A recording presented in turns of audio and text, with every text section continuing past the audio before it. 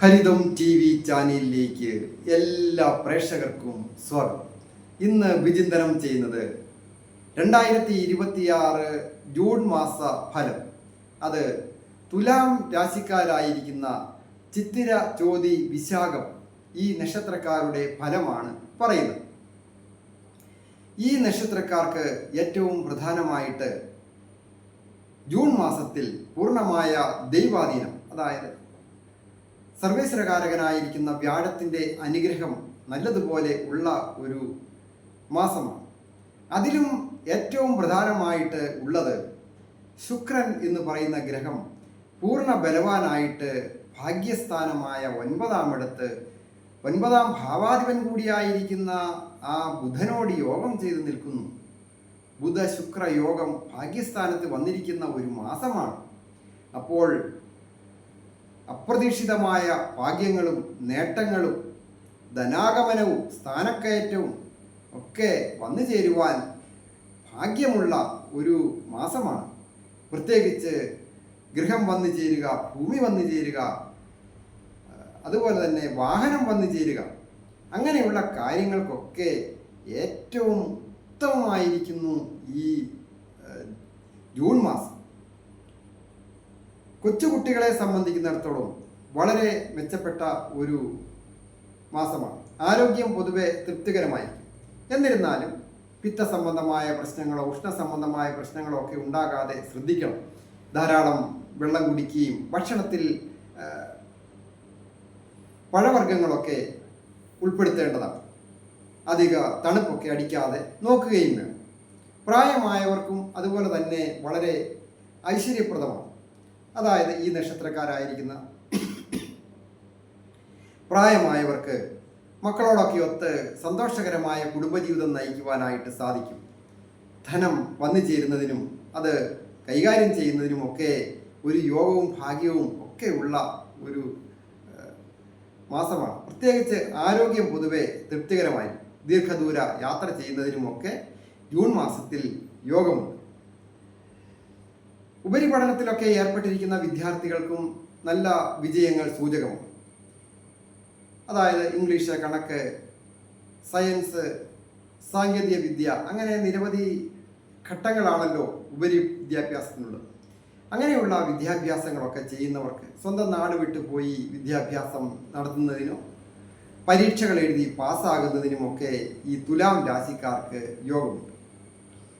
2-ാം ഭാവാധിപൻ കൂടിയായിരിക്കുന്ന ചൊവ്വ നിവൃത്തിസ്ഥാനത്ത് നിന്നുകൊണ്ട് പൂർണ്ണമായ ദൃഷ്ടി രാശിയിലേക്ക് ഉള്ളതിനാൽ സാഹസികമായ കാര്യങ്ങൾക്കൊക്കെ ഇച്ചിരി മനോബലം കൂടുന്ന സമയമാണ്. വളരെ ശ്രദ്ധ വേണം. അനാവശ്യമായ കാര്യങ്ങൾക്ക് സാഹസികത പാടില്ല. സ്വന്തം കാര്യത്തിന് പോലും അല്ലാതെ മറ്റുള്ളവരുടെ കാര്യത്തിന് വേണ്ടി ഒരുപക്ഷെ ശത്രുക്കൾ ആയുധമാക്കി നിങ്ങളെ വിനിയോഗിക്കാം. ശത്രുക്കൾക്ക് വേണ്ടിയൊക്കെ ആയിരിക്കാം കൂടെ നിർത്തി അവർ ചില സാഹസികമായ കാര്യങ്ങളിൽ ഏർപ്പെട്ട് കേസുകൾ ഉണ്ടാകുക, കോടതി കയറുക, പോലീസ് സ്റ്റേഷൻ കയറുക, മറ്റ് തരത്തിലുള്ള സമൂഹത്തിൽ മാന അപമാനങ്ങൾ ഉണ്ടാക്കുക. അതൊക്കെ വളരെ ശ്രദ്ധിക്കണം. അതായത് പ്രതിഭാസ്ഥാനമായ 5-ാം ഇടത്ത് രാഹു എന്ന് പറയുന്ന പാപഗ്രഹം സ്ഥിതി ചെയ്യുന്നു. അപ്പോൾ പ്രണയഭംഗമുണ്ടാകാം, മാനാപമാനങ്ങൾ ഉണ്ടാകാം. മനസ്സറിയാത്ത കാര്യത്തിന് പോലും ചിലപ്പോൾ മനോദുഃഖമുണ്ടാകാം. അത് ഉണ്ടാകാതിരിക്കുവാൻ ഏറ്റവും പ്രധാനം വേണ്ടത് മാതാപിതാക്കളുടെയും ഗുരുക്കന്മാരുടെയും വാക്കുകൾ മാനിച്ചുകൊണ്ട്, എല്ലാം അനുസരിച്ച് അതുപോലെ തന്നെ ചെയ്യണമെന്ന് മാനിച്ചുകൊണ്ട് അതിനനുസരിച്ച് പ്രവർത്തിക്കുക. സുഹൃത്തുക്കളെ തിരഞ്ഞെടുക്കുമ്പോൾ അമിതമായ ആവേശം പാടില്ല. നല്ല സുഹൃത്തുക്കളെ തിരഞ്ഞെടുക്കണം. നാളെ ഒരു നല്ല ഭാവിക്ക് ഉതകത്തക്ക രീതിയിലുള്ള കാര്യങ്ങൾ ചെയ്യുവാനും ഉപദേശിക്കുവാനും കഴിവുള്ള നല്ല സുഹൃത്തുക്കളെ കണ്ടെത്തണം. അതായത് ഈ നക്ഷത്രക്കാരെ സംബന്ധിക്കുന്നിടത്തോളം, അതായത് തുലാം രാശിക്കാരായിരിക്കുന്ന ചിത്തിര, ചോതി, വിശാഖം നക്ഷത്രക്കാർക്ക് വളരെയധികം സഹായ മനസ്കതയും ഒക്കെ ഉള്ള ത്യാഗ മനോഭാവമുള്ളവരാണ് ഉള്ളത്. അവർക്ക് വെച്ചിരിക്കുന്നത് തന്നെ ഒരുപക്ഷെ നിങ്ങളെടുത്ത് മറ്റുള്ളവർക്ക് അങ്ങ് കൊടുത്തു കളയും. സഹായിക്കും.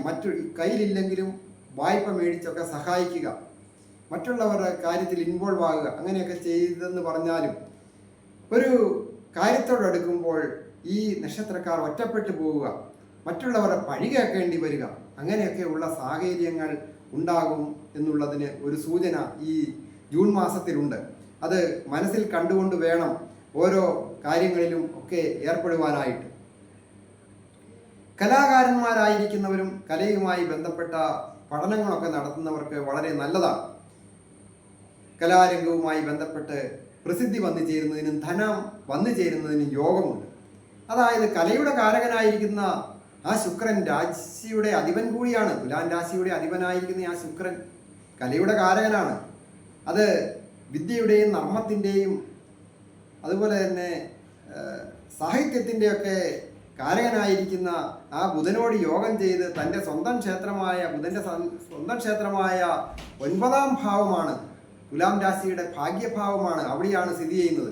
അപ്പോൾ കലാരംഗവുമായി ബന്ധപ്പെട്ട് പ്രസിദ്ധി ആകുന്നതിനും സാഹിത്യവുമായി ബന്ധപ്പെട്ടുമൊക്കെ ആകാം, സോഷ്യൽ മീഡിയയിലൊക്കെ പെട്ടെന്ന് വൈറലാകുന്നതിനും, അതുപോലെ സ്റ്റേജ് പ്രോഗ്രാമുകൾ ചെയ്യുന്നവർക്ക് പുതിയ പുതിയ ഇടപാടുകൾ വന്നു ചേരുക, സീരിയൽ പ്രോഗ്രാമുകൾ ചെയ്യുന്നവർക്ക് വന്നു ചേരുക, മറ്റ് ഇൻസ്ട്രുമെൻറ്റേഷൻ വിഭാഗങ്ങൾ, light arrangement, stage arrangement, event management, അങ്ങനെ ആ ലിസ്റ്റ് വേറെ കിടക്കുന്നു. കലാരംഗവുമായി ബന്ധപ്പെട്ട് പാചകകല, വസ്ത്രനിർമ്മാണ കല, വാഹന നിർമ്മാണവുമായി ബന്ധപ്പെട്ട ഇൻറ്റീരിയർ ഡിസൈനേഴ്സ്, എക്സ്റ്റീരിയർ ഡിസൈനേഴ്സ്, അതുപോലെ തന്നെയാണ് കെട്ടിട നിർമ്മാണവുമായി ബന്ധപ്പെട്ട് ആർക്കിടെക്റ്റേഴ്സ്, ഇവർക്കൊക്കെ പെട്ടെന്ന് ഒരു പ്രചോദനം കിട്ടുക, പുതിയ പുതിയ മാർഗങ്ങൾ തെളിഞ്ഞു കിട്ടുക, അങ്ങനെയൊക്കെ യോഗമുണ്ട്.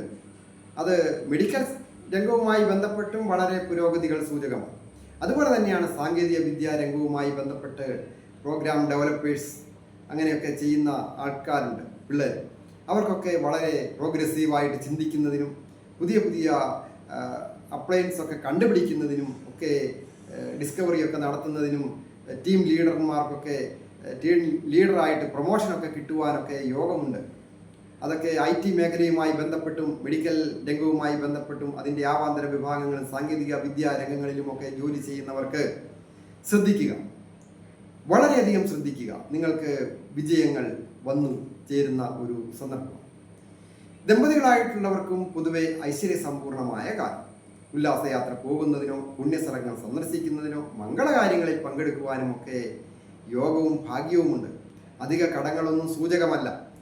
അധിക കടങ്ങൾ വരുത്താതെ ശ്രദ്ധിക്കുക.